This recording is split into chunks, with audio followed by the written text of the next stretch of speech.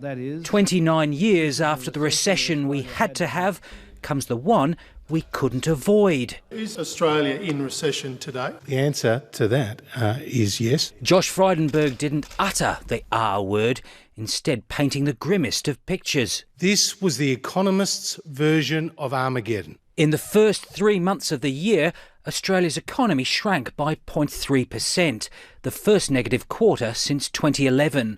The year-on-year result, the weakest since the global financial crisis.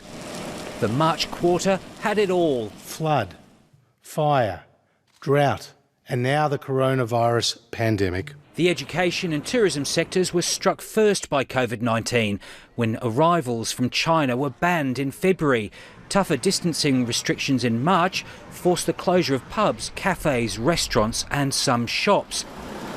Panic buying at supermarkets didn't stop household spending plummeting. Massive drop. Transport, hotels, cafes. Australia's done well when you look overseas. Japan's contraction 3 times bigger. The United States economy down 1.3%, the UK 2%. Italy and France, which were also hit hard by COVID-19, both shrank by more than 5%, almost double that in China, where the virus first struck. But today's figures don't reflect the economic horror many are experiencing.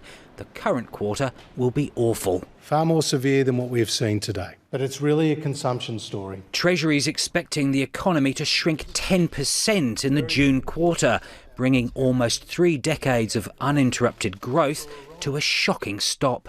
this long run of growth was created by Hawke and Keating, it was defended by Rudd and Swan, and it ends under Morrison and Frydenberg. Many Australians already know the brutal reality of this recession, and with unemployment to remain painfully high for quite some time, creating jobs will remain a challenge long after the pandemic has passed.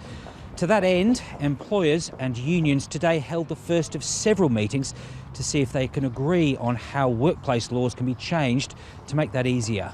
We all have to come into this process and be willing to make compromises. We're going to approach it with an open mind.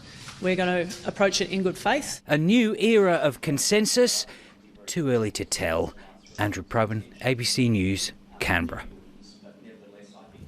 Kylie Gemmell and her partner Trent Glass were living their dream in regional New South Wales. But that turned into a nightmare when their accommodation business was hit by the drought, then bushfires and now the lockdown.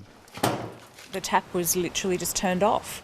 This year's income is zero. As a business, it's definitely very worrying, and to be quite honest, I don't think that any business could have planned for the succession of disasters that we've had. The economy was already pretty weak coming into 2020. From mid-March, the pandemic and lockdowns pushed the economy off a cliff. Spending on services like travel, accommodation and hospitality plunged, while people panic-bought food and groceries. The savings rate rose sharply. Australians were scared or simply unable to spend as the economy shut down. Business and housing investment was subdued, highlighting concerns about construction jobs. Supporting the economy was government spending, triggered by the support payments needed following the natural disasters and lockdown.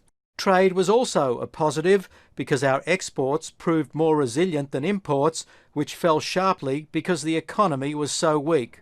These numbers are just the tip of the iceberg. 600,000 people have been thrown out of work and a large part of the private sector is on its knees.